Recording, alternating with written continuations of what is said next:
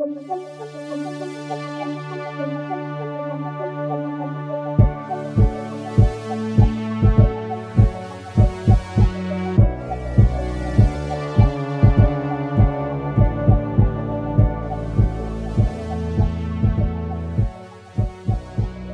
tout le monde et bienvenue dans un nouvel épisode de Dans l'ombre du dragon.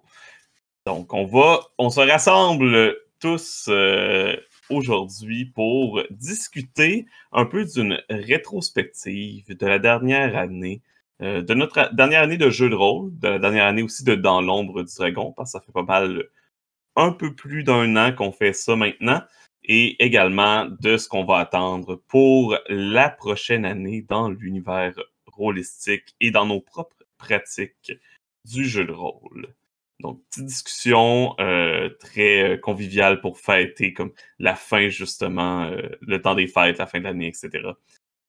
On va commencer par une petite rétrospective. Donc, une première question qu'on voulait poser à tous, c'est en comment se résume votre année rôlistique 2022?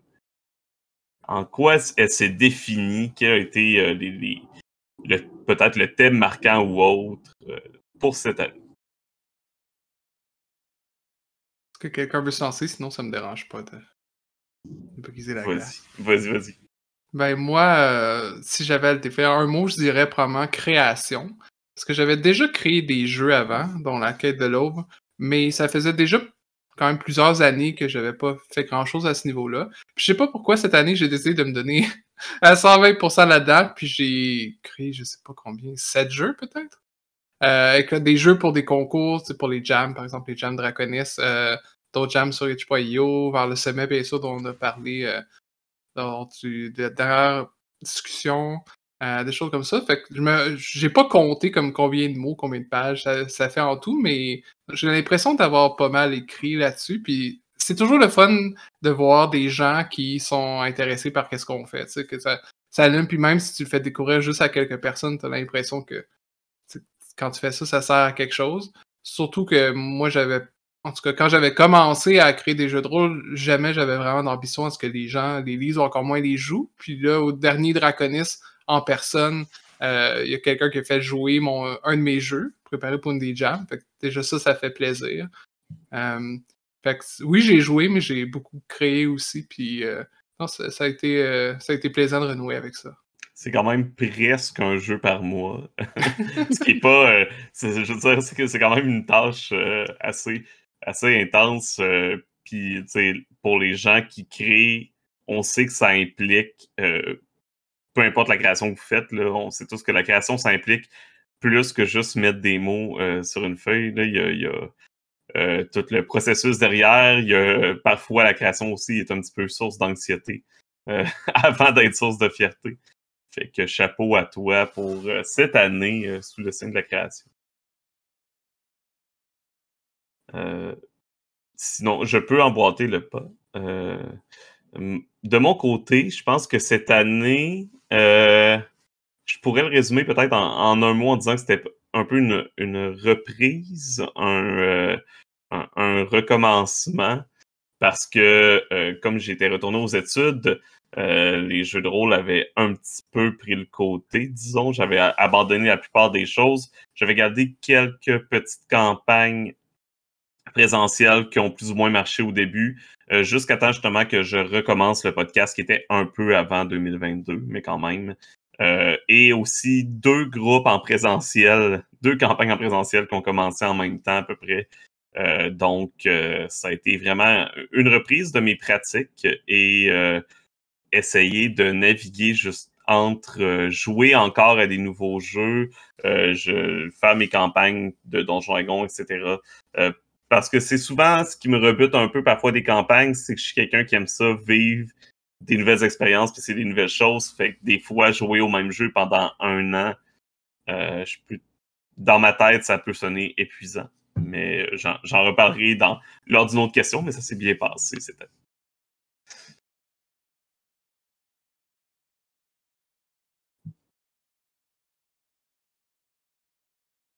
Donc, à chaque année, je joue de plus en plus. Je ne sais pas quand ça va s'arrêter un jour, mais à un moment donné, j'ai d'autres loisirs. Mais cette année, c'était ma plus grosse année à date.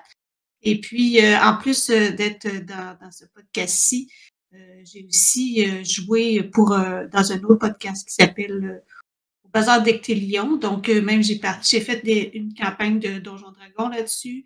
J'ai aussi fait beaucoup de parties pour quand ils préparent des chroniques, dans le fond, pour tester des jeux, pour préparer des chroniques.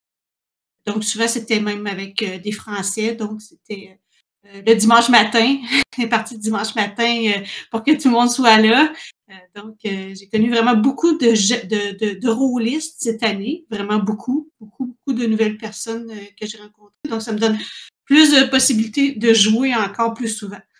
Et puis, je pense que c'est cette année que j'ai été la Draconis, oui. Donc, c'était mon premier Draconis aussi cette année. Fait que c'est une grosse année. Moi, je dirais que mon mot qui définit mon année, c'est c'est un projet. J'ai repris, dans le fond, j'ai recommencé à faire à DMer sous forme de campagne.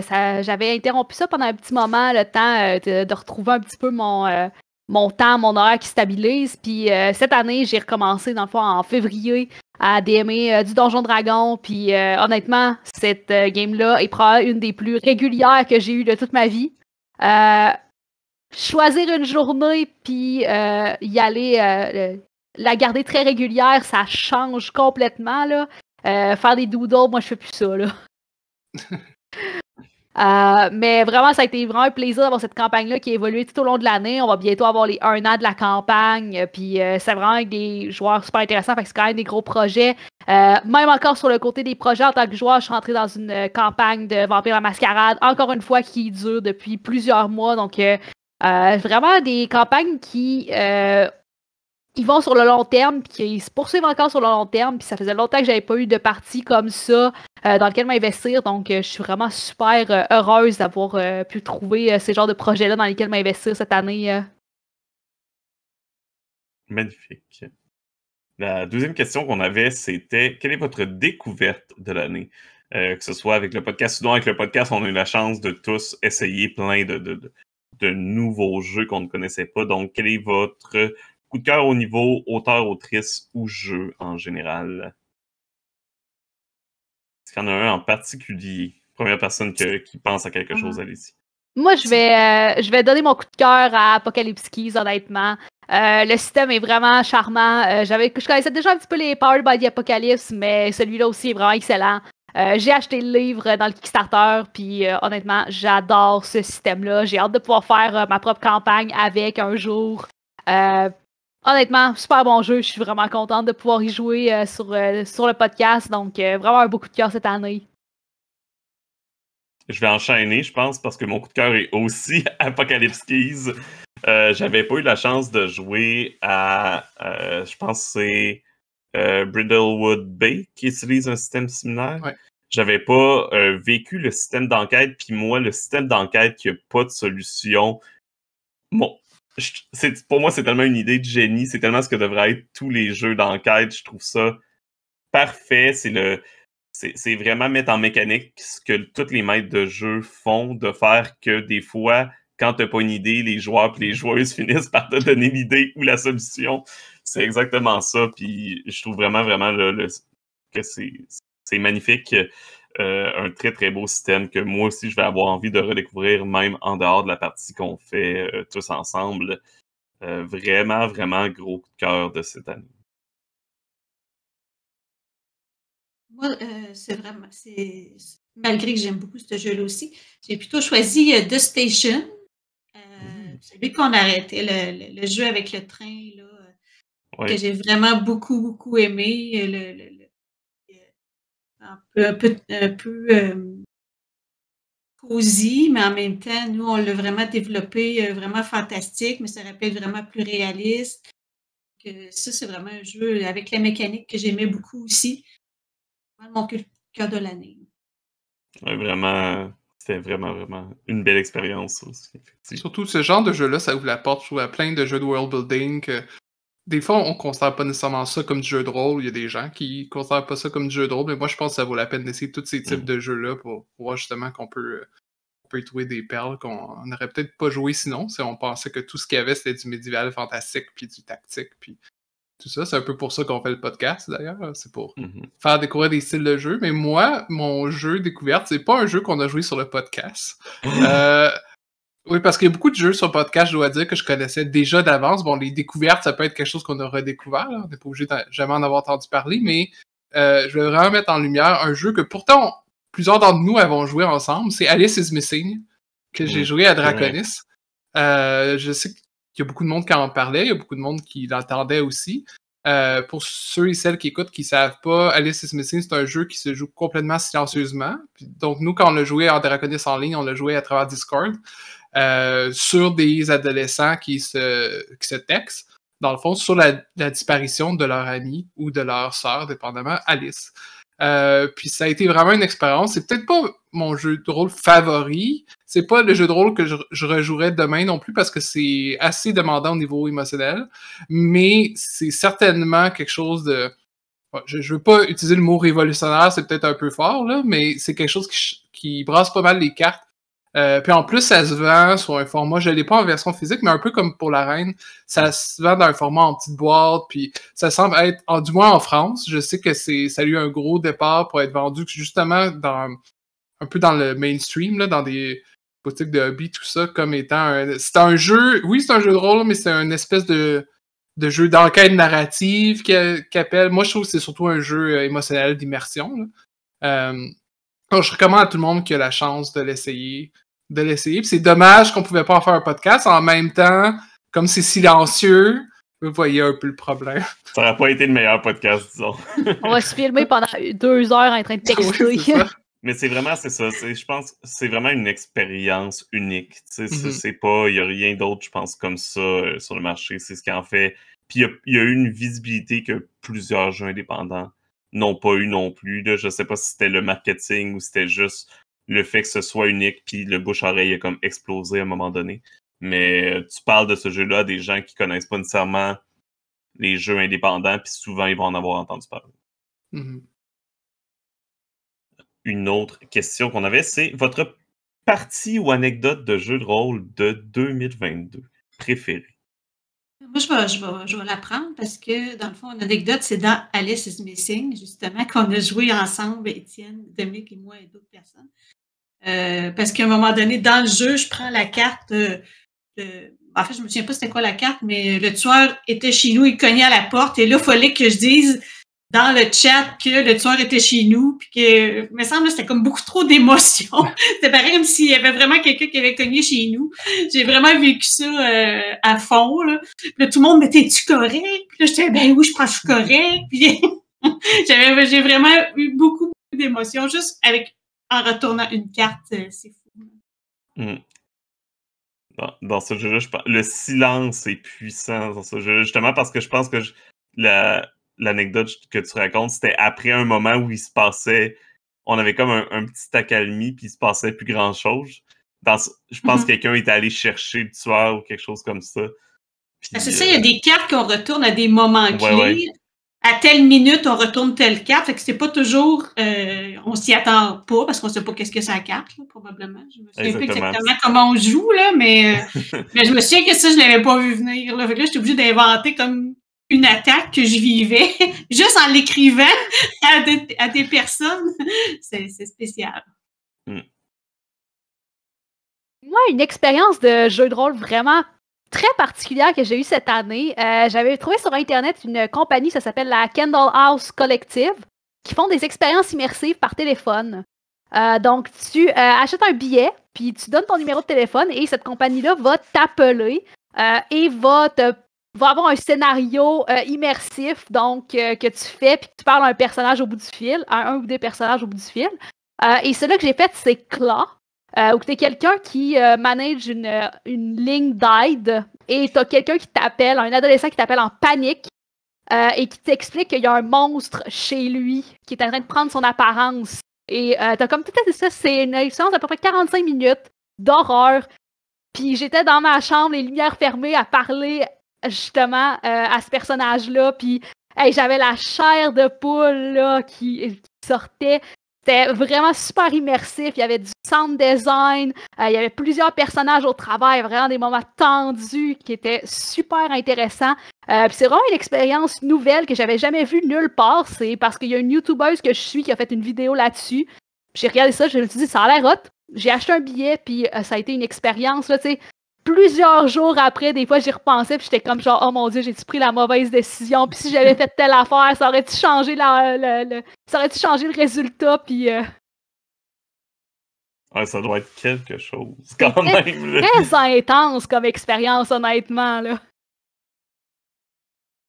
Ouais, ça me fait un peu penser à Alice is Missing, justement, sur l'aspect où, comme, le temps passe, puis tu peux pas t'arrêter puis te demander, comme, comment les règles fonctionnent, puis essayer, d'optimiser le jeu. Il y a juste des choses qui se passent, puis t'es investi dedans, puis t'as l'impression que tes choix ont de l'effet, ont des conséquences.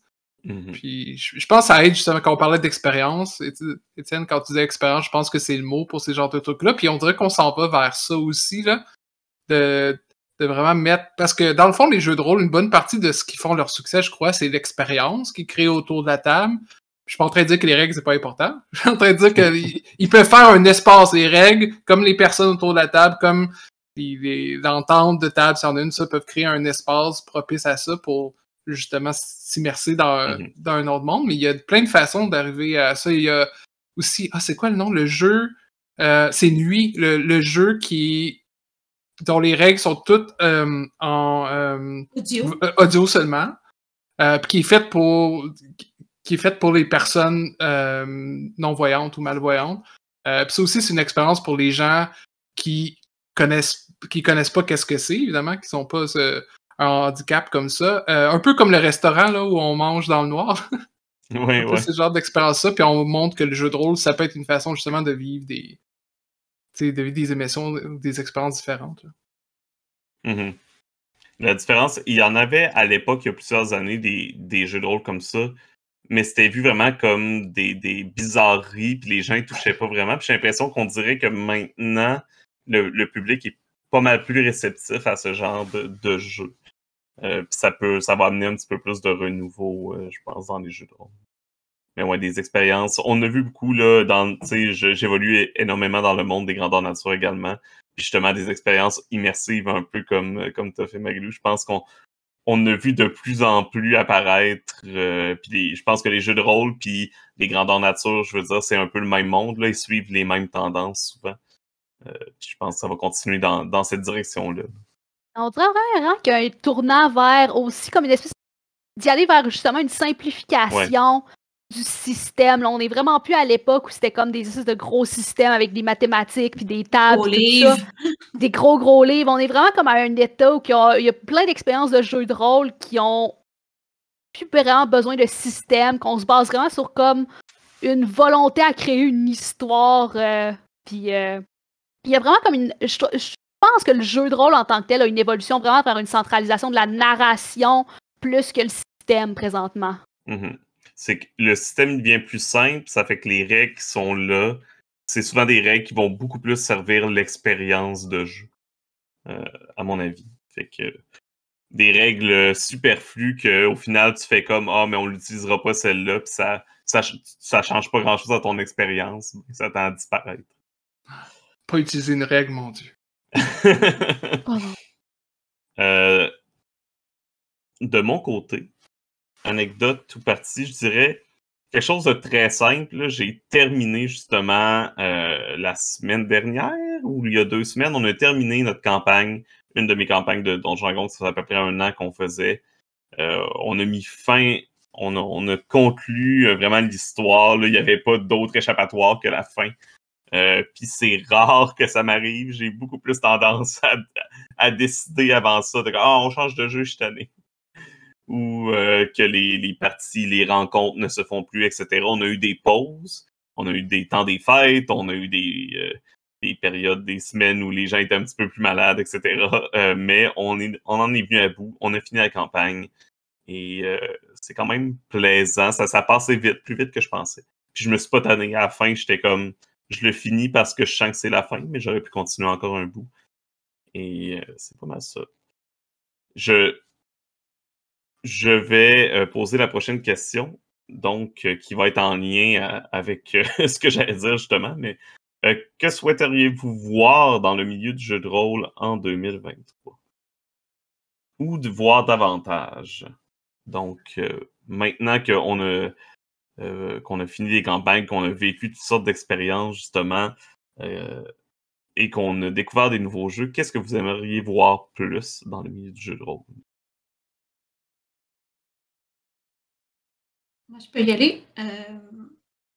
Moi, ce que j'ai aimé cette année, on a joué à 2 jeux où il y avait beaucoup de séduction, donc Good Society et Thirsty Sword Lesbian.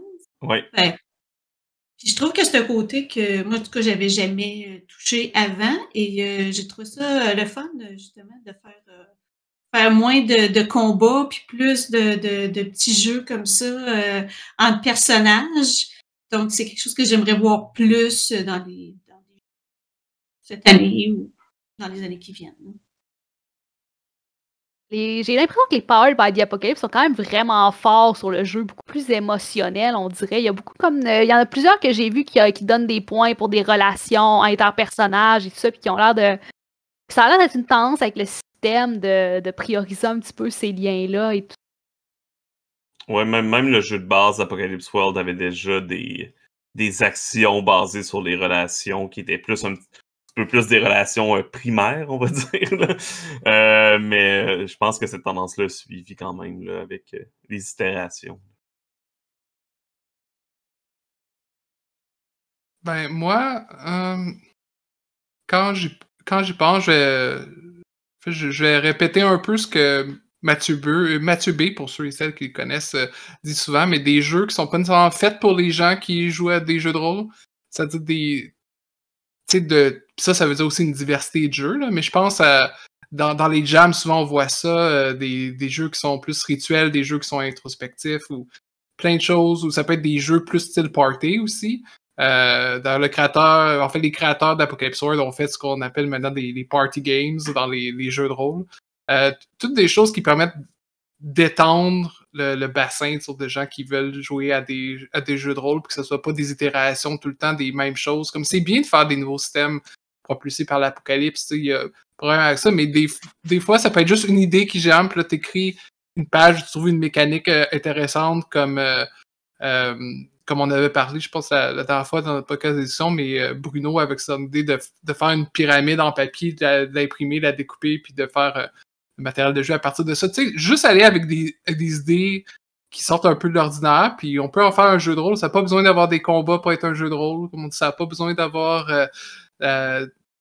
des listes d'équipements. Tout ça, tu sais, de juste passer un peu en dehors de la boîte. Mais là, ça fait plusieurs années qu'on fait ça, mais maintenant, je pense que c'est encore plus accepté justement dans le milieu, puis encore plus connu que c'est plus juste une petite secte là, sur des forums. Mm-hmm. Mais je verrais beaucoup moins de Twitter puis d'autres réseaux sociaux de la sorte, par exemple. Où malheureusement, il y avait des bonnes discussions sur le jeu de rôle, mais avec tout ce qu'on sait qui se passe. Même avant, il faut dire que c'était souvent un endroit de controverse où il n'y avait pas nécessairement des discussions saines pour autant. Moi, ce que j'aurais vraiment le goût de voir un petit peu plus en 2023, c'est j'aimerais voir des jeux de rôle qui exploitent différents médiums que on est traditionnellement habitués. Tu sais, le livre, les dés et tout ça. Puis moi, je dis ça en tant que personne qui a une massive collection de dés. Là. J'aime les dés. Mais j'ai tellement vécu des expériences intéressantes avec des médiums différents, comme je peux penser à Dread et sa pyramide de Jenga, qui je pense a été une des games les plus tendues que j'ai vécues de ma vie. Donc, j'espère vraiment avoir des jeux qui vont exploiter différentes façons de faire progresser l'histoire, puis de progresser. Des jeux qui vont avoir des cartes, des jeux qui vont avoir des objets, plein de choses. Puis il y a plein de choses, je pense, intéressantes qu'on peut utiliser pour encadrer le médium du jeu de rôle. Puis on voit ça de plus en plus arriver, justement, avec Alice is Missing, qui utilise des cartes puis des textos pour encadrer le jeu. Donc, j'aimerais savoir des nouveaux médiums qui sortent un peu du traditionnel livre, des fiches de personnages. Je suis encore en train de penser à ce que j'aimerais voir. Je sais comme, qu'est-ce que j'aimerais voir? Parce que je suis comme d'accord avec tout ce que vous avez dit, mais j'ai toute l'impression que c'est des trucs que je veux voir, mais qu'on va voir. Tu sais, j'ai l'impression qu'on voit les jeux justement arriver avec des nouveaux médiums, qu'on voit les jeux euh, de plus en plus de jeux plus non violents, etc. Euh, je vais dire que j'aimerais voir aussi continuer la tendance de la démocratisation justement du jeu de rôle, un peu comme tu disais, Dominique, mais que je vais essayer de le formuler pour pas souhaiter le malheur d'une compagnie. Mais j'allais dire, avec certaines tendances dans le jeu de rôle, j'espère que les gens vont réaliser qu'il y a plusieurs possibilités de jeux de rôle et qu'ils vont découvrir, regarder cet éventail. Parce qu'on voit de plus en plus dans les gros médias, des gros médias, par exemple, de nouvelles un petit peu plus gays, qui vont faire souvent des tops de jeux de rôle. Puis je m'en souviens, là, à l'époque, il y a comme 5-6 ans, ces tops-là, c'était genre Pathfinder, Donjon Dragon. C'était les mêmes jeux tout le temps, à chaque année, à chaque fois qu'il y avait des articles sur les jeux de rôle. Puis maintenant, à chaque article sur le jeu de rôle, on voit des jeux. Je vois toujours des jeux que je m'attends pas à voir mentionnés dans un article de masse. C'est des gros médias qui vont parler de Wonder Home, des gros médias qui vont parler de For the Queen, de tous ces jeux-là. Puis je veux que ça continue dans cette tendance-là. Je veux que il y a de plus en plus de médias qui vont faire découvrir ces jeux-là, qui vont propager un peu ces jeux-là, puis que ça va devenir un petit peu plus facile de dire aux gens il existe autre chose. Mais en même temps, c'est correct. Je veux dire, les gens trouvent quand même leur plaisir où, où, ils, où ils le trouvent. Mais c'est toujours le fun de savoir qu'il y a des choses qui correspondent peut-être un petit peu plus aux attentes de chacune et chacun. Ouais, puis maintenant que j'y pense, je me demande si des choses comme les jeux que tu mentionnes, tu sais, comme For the Queen, puis Wonder Home, où on peut passer à Yazebaz du même auteur. Je me demande si c'est parce qu'entre autres, il y en a beaucoup d'entre eux qui sont très polis, qui sont des objets très polis, qui sont beaux, qui sont soit des financements participatifs, des choses comme ça, qui aident à en faire des objets qui se vendent bien. Puis je suis pas en train de dire que ces créateurs-là n'ont pas le droit de faire ça et de devoir faire de l'argent avec leur jeu, bien au contraire. Mais je pense que c'est bien ça d'un côté, puis il y en a toujours certains qui vont sortir du lot comme ça, mais j'aime aussi ce qui se fait par exemple sur itch.io, c'est chaotique. Tout le monde fait un peu de n'importe quoi, puis tu peux trouver des perles rares, tout ça, ici et là, puis malheureusement, il n'y a pas grand gens là qui font assez d'argent pour en vivre, mais même des gros auteurs dans le monde du jeu de rôle font rarement assez d'argent pour en vivre. Même plusieurs cette année, je pense qu'ils ont quitté le monde du jeu de rôle. Fait que j'espère que pour la prochaine année, il va y avoir encore beaucoup de monde qui vont pouvoir continuer de faire ce qu'ils aiment faire. Mais malheureusement, le coût de la vie rattrape tout le monde. Mais c'est vrai que ceux qui se font parler d'eux, comme tu dis, c'est vrai que c'est ceux qui sont un petit peu...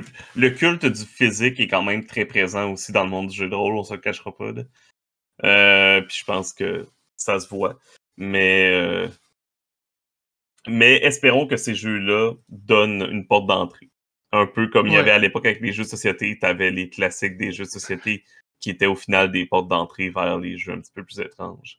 À vrai dire, c'est ça mon vrai espoir, c'est qu'on suit pas jusqu'à un certain point, mais un peu la montée qu'il y a eu il y a quelques années des jeux de société. J'ai l'impression qu'on voit une tendance un peu similaire en ce moment avec le jeu de rôle, puis j'espère quelque part que cette tendance-là va se continuer. Puis on rit quand on mentionne les jeux de rôle puis que les gens pensent que ça signifie Donjon Dragon. Mais je connais encore des gens que lorsqu'on parle de jeux de société, ils demandent Monopoly. Risque. C'est comme oui, mais ça, encore! Pour avoir travaillé dans le domaine longtemps, c'est encore ça. Même s'ils rentrent dans une rangée qui a 4000 jeux différents de société, ils disent « Ah oui, on est des gros joueurs, là, Monopoly, Skip-Bo, etc. » Mais la moitié de ces jeux-là, c'est des jeux de Monopoly. Ce qui est tout à fait légitime, je veux dire. Mais il existe maintenant une panoplie d'options. Qu'aimeriez-vous changer dans votre pratique du jeu de rôle en 2023? Ben moi, ça fait longtemps que j'en ai pas eu une campagne régulière. Oui, on joue régulièrement avec le podcast.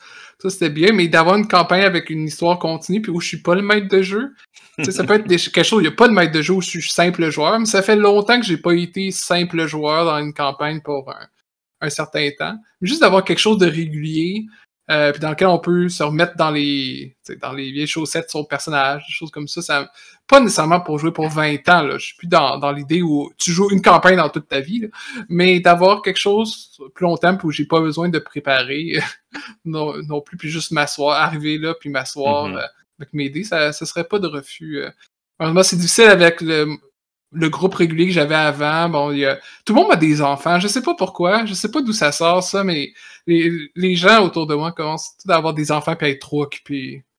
Tu sais, des choses d'adultes, là. C'était plus facile au cégep quand on jouait toute la nuit, mais les temps changent, c'est normal. Mais moi, j'en ai pas d'enfants, fait que j'ai du temps si vous cherchez du monde pour votre campagne.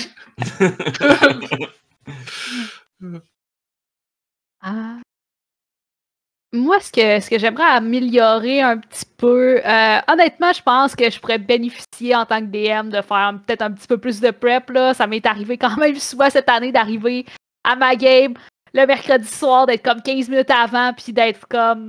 Même 15 minutes avant, des fois, je suis généreuse, là. J'ai déjà, genre, sorti des gros points de la campagne sur le coup. Les joueurs sont dans un corridor d'un donjon. J'ai aucune idée qu'est-ce qu'il y a dans le fond du corridor. Faut que je le trouve vite. Fait que je pense que je bénéficierais de peut-être un peu d'améliorer ma prep ou me donner une petite chance de maintenir une consistance dans l'histoire, ça pourrait aider. Il faut juste des tables aléatoires. Beaucoup de tables aléatoires. Tables aléatoires. J'ai quand même trouvé une bonne solution, là. Les joueurs étaient contents de ce qu'il y avait au fond du tunnel. Ou pas, là, c'était un fantôme méchant, là, mais... Au moins, c'était pas vide. Au moins, c'était pas vide. Au moins, il y avait quelque chose. Derrière la porte, il y a un autre couloir. Ah non, ça. Un autre couloir et une autre porte qu'on va découvrir la semaine prochaine, le temps que je prépare. Une pièce par session, pas plus. Tout ce que je peux préparer, alors. Je vais y aller, puis moi, je vais dire tout simplement plus de création. J'ai lâché la création. J'avais commencé à faire un peu de création au début de la pandémie. C'est parti avec le manque de temps, puis je veux juste retomber là-dedans, tout simplement, essayer d'en refaire, ne serait-ce que participer à une jam ou écrire un petit quelque chose durant l'année, ça serait assez. J'ai pas besoin de plus, juste pour refaire mes muscles, retomber dedans. J'ai essayé l'année passée, puis à chaque fois, soit l'école se mettant dans les roues, me mettait des bâtons dans les roues, soit je manquais d'inspiration, ou j'étais dernière minute, fait que je finissais par simplement abandonner. Et je vais essayer que ça ne fasse pas la même chose cette année. Peut-être à Jam Draconis, qui commence le 20 janvier 2023. Fort probablement. De mon côté, moi, ce que j'aimerais faire, c'est vraiment améliorer un peu plus l'interprétation de mes personnages. Autant mes personnages de joueuses, mais aussi mes NPC, là, mes personnages sur le fly en tant que maître de jeu, parce que j'ai l'impression qu'ils parlent toujours tous avec la même voix, sans nécessairement faire des accents élaborés, au moins leur donner un petit quelque chose que mes joueurs puissent facilement les différencier les uns des autres, parce que je me rends compte qu'ils parlent tous sur le même ton. Si je commence avec un accent, ils changent d'accent en plein milieu de la phrase. Donc ça, c'est vraiment quelque chose que je me trouve une façon de pouvoir faire ça, là. Je sais pas, c'est vraiment un point à améliorer de mon côté, mais il y a quelque chose à faire de mon côté. Là aussi. Ouais, c'est pas toujours facile. Ben, même Matthew Mercer, le DM de Critical Role, qui est un voice actor dans la vie, a des notes apparemment très précises à chaque personnage non-joueur qui apporte sur les accents et la façon dont il parle. On n'est pas obligé, nous, d'aller aussi loin que ça, mais souvent, on a l'impression qu'il y a des maîtres de jeu qui trouvent tout ça sur le fly, puis qui peuvent sortir ça de leur chapeau comme de rien, mais la majorité, ils ont fait du travail en amont quand même d'une manière ou d'une autre. Oui. C'est rare que tout le monde ait ces interprétations-là comme ça la première fois qu'ils jouent.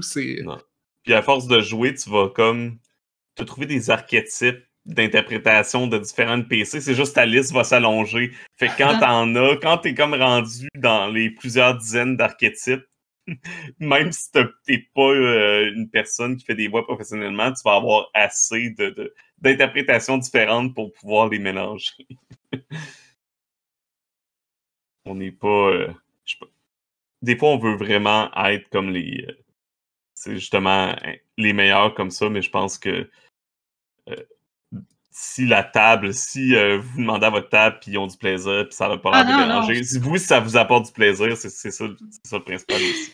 Mais tu sais, je sais que des fois, tu sais, je veux pas nécessairement c'est ça, prendre des accents ou des fois juste un petit tic ou un petit quelque chose que j'ai l'impression que ça serait plus facile pour eux autres de savoir. Des tables aléatoires. C'est qui ouais, c'est ça. C'est pas mal de la préparation, ça aiderait beaucoup. Des fois, c'est aussi simple, sans faire des accents, c'est juste de ralentir ou d'accélérer le débit de voix d'un personnage. Juste ça peut créer des différences vraiment majeures, puis comme créer une atmosphère autour d'un personnage. Moi, j'ai un NPC que j'adore jouer dans mes games, qui est une wizard, qui est addict à la caféine. Fait qu'elle, elle parle super vite, puis elle part sur plein de tangentes. Puis les joueurs, habituellement, là, quand un bon succès avec les joueurs, là, moi, j'utilise la méthode Starforge / Ironsworn depuis que j'ai joué à ça. C'est à chaque fois que je pense à un personnage, je trouve une table aléatoire, puis deux, trois caractéristiques. Puis là, après, avec ces caractéristiques-là, souvent, ça va lui créer une histoire parce qu'il faut que tu te demandes pourquoi il réagit comme ça, pourquoi il se comporte comme ça, etc. Fait que moi, ça, je pense que ça aide beaucoup au niveau des voix, des comportements et autres. Bref, c'est pas les trucs qui manquent. Non, mais de les mettre en pratique. Exactement. Et je rajouterais une question. Quel a été peut-être votre moment du podcast que vous avez préféré dans la dernière année? Pour faire jusqu'au début, parce qu'on va prendre jusqu'au début vu que ça fait un petit peu plus qu'un an qu'on fait ça. Là. Ça peut être soit un jeu, soit une scène qu'on a jouée, ça peut être une discussion qu'on a eue. Est-ce qu'il y a eu des bons moments? Non, il y en a beaucoup trop. Ouch! Moi, je vais donner ça à notre partie de Thirsty Sword Lesbians.